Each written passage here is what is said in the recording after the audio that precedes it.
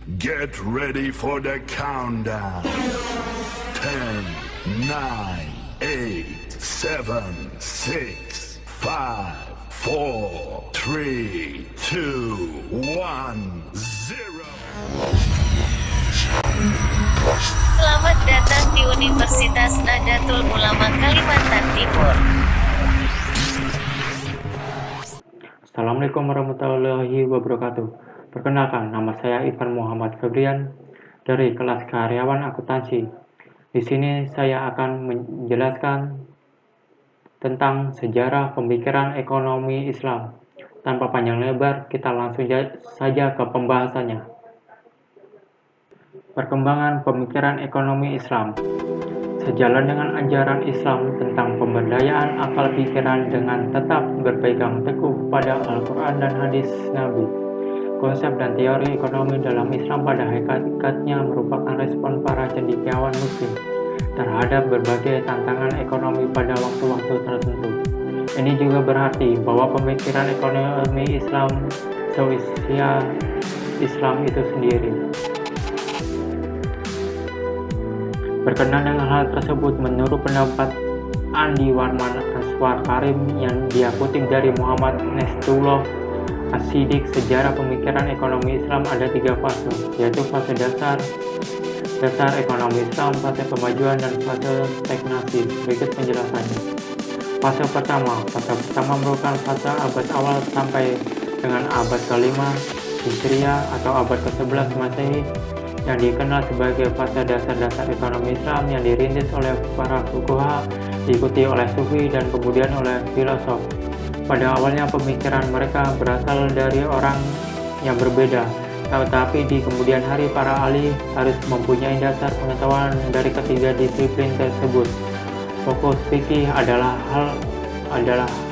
apa yang diturunkan oleh syariat, dan dalam konteks ini para fuqaha mendiskusikan fenomena ekonomi. Tujuan mereka tidak terbatas pada penggambaran dan penjelasan fenomena ini. Namun demikian, dengan mengacu pada Al-Quran dan hadis Nabi, mereka mengeksplorasi konsep masalah dan mafsadah yang terkait dengan masalah ekonomi.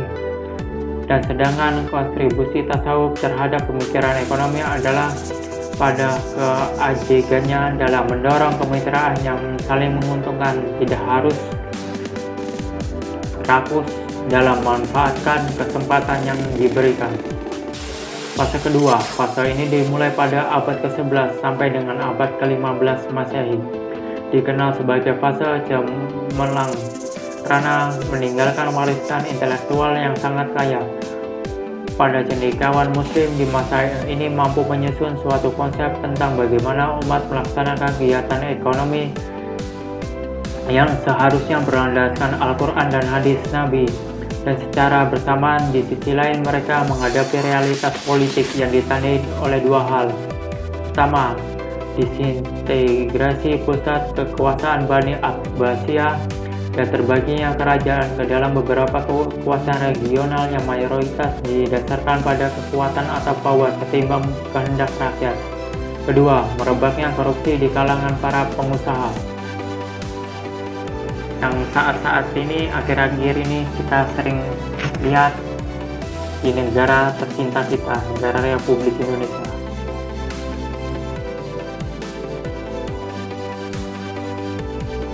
Lanjut ke pembahasan.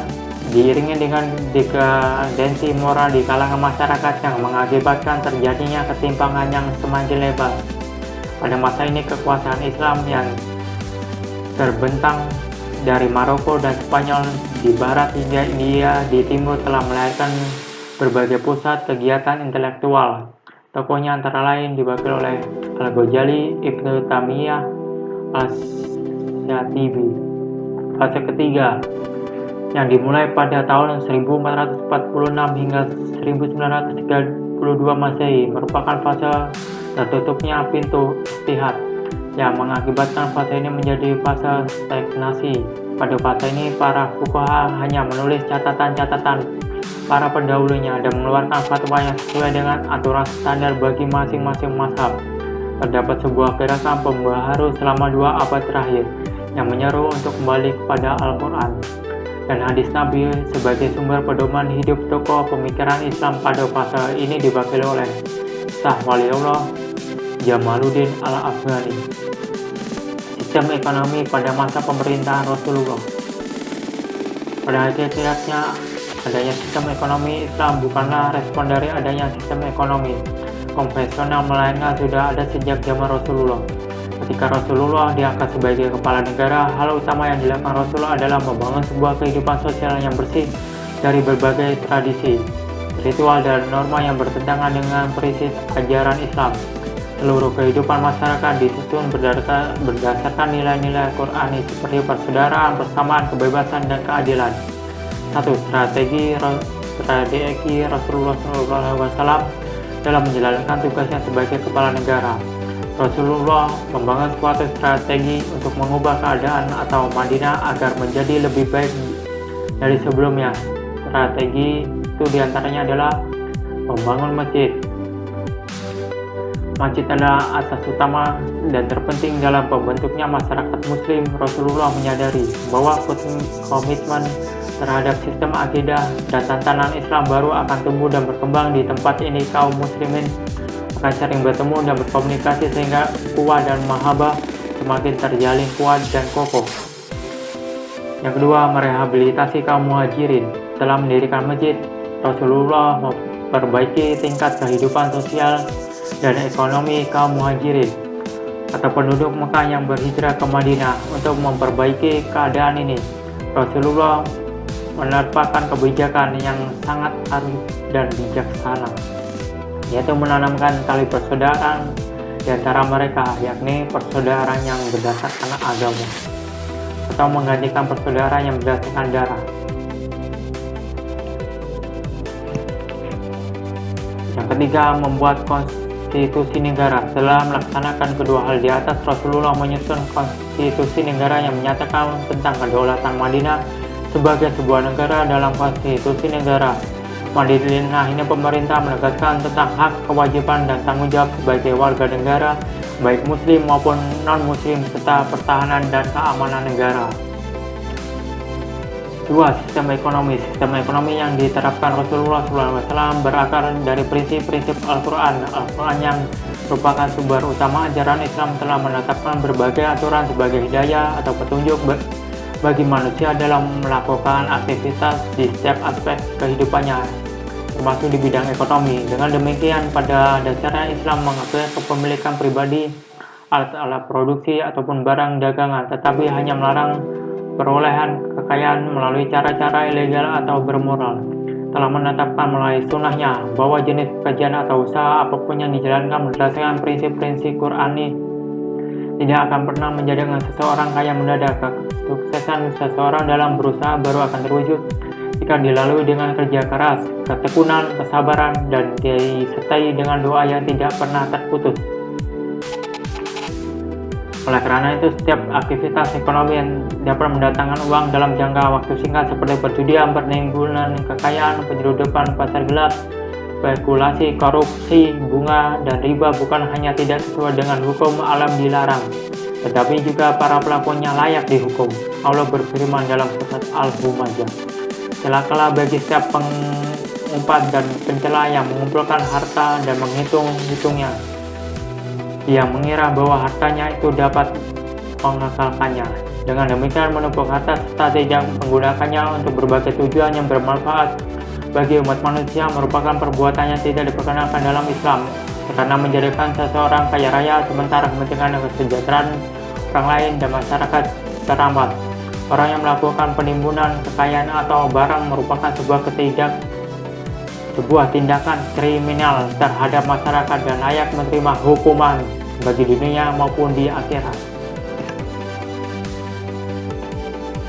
3. Keuangan dan pajak. Pada masa pemerintahan Rasulullah belum ada tentara dalam bentuk yang formal dan tetap. Setiap muslim yang memiliki fisik yang kuat dan mampu berperang bisa menjadi tentara. Mereka tidak memperoleh gaji yang tetap, tetapi diperbolehkan mendapatkan bagian dari harta rampasan perang seperti senjata, kuda, onta, barang-barang bergerak lainnya.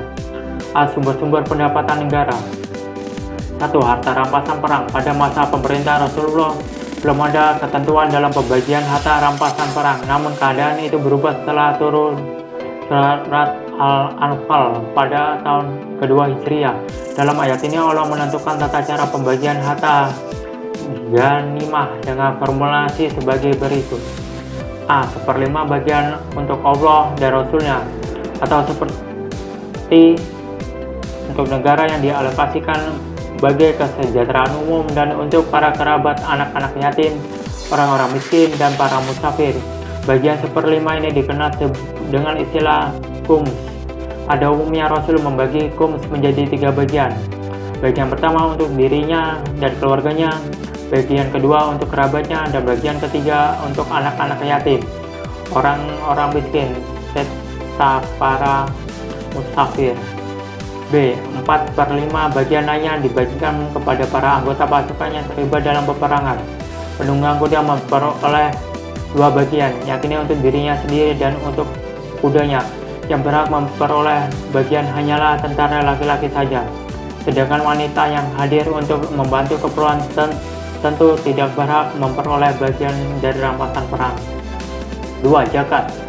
Setelah kondisi perekonomian kaum muslimin stabil, tahap selanjutnya Allah Subhanahu wa Ta'ala mewajibkan zakat mal atau harta pada tahun ke-9 Hijriah.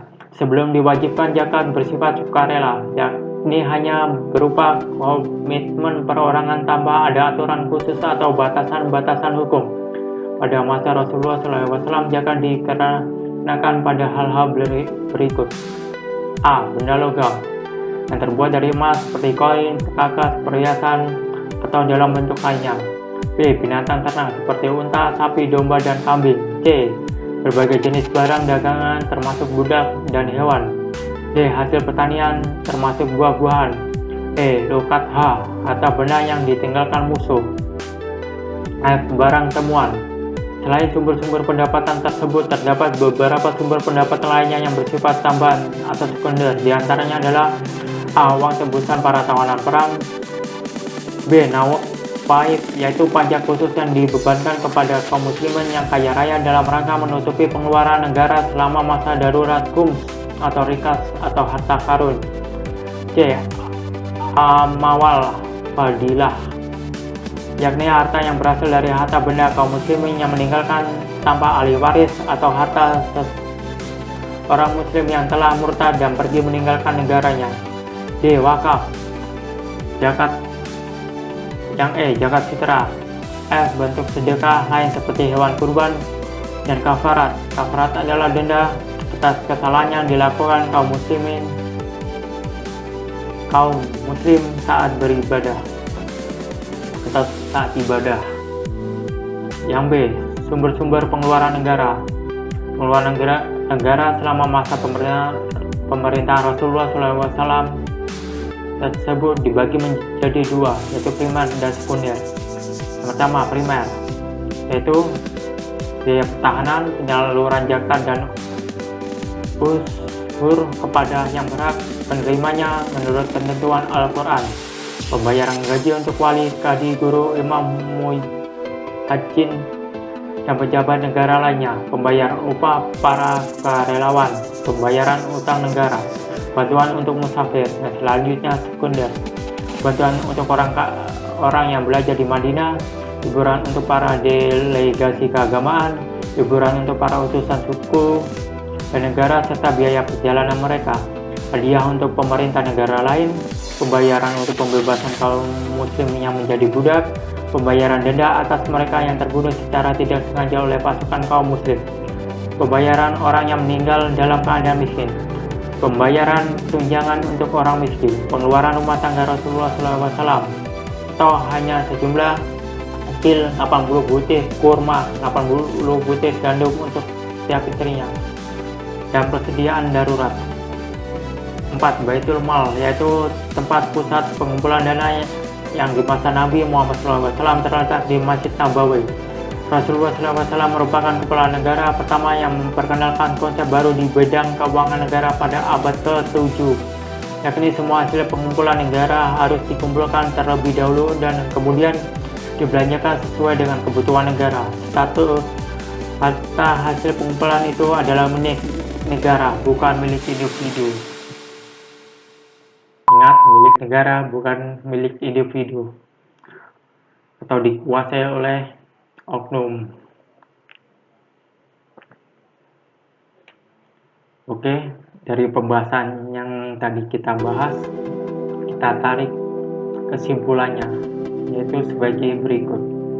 Sejarah pemikiran ekonomi Islam berawal sejak adanya Al-Quran dan hadis, yaitu pada kehidupan Nabi Muhammad SAW. Sistem ekonomi di masa Rasulullah sangat kompleks dan sempurna, meskipun pada masa setelahnya tetap dilakukan perbaikan jenis-jenis kebijakan, baik pendapatan maupun pengeluaran keuangan. Di masa Rasulullah lebih fokus pada masa perang dan kesejahteraan rakyat, tidak seperti sekarang bahwa kebijakan-kebijakan ekonomi lebih difokuskan pada pencarian keuntungan. Ya, mungkin antara lain dengan pengorupsian aset negara yang seharusnya diperuntukkan atau didistribusikan untuk rakyat, malah dipergunakan untuk kepentingan pribadi. Mungkin banyak orang pintar di negara ini, tapi kita sulit untuk mencari orang-orang yang jujur. Oke, lanjut ke kesimpulan. Pada masa Khulafa Ar-Rasyidun, sistem ekonomi Islam dikembangkan oleh Abu Bakar, Umar, Utsman, dan Ali bin Abi Thalib.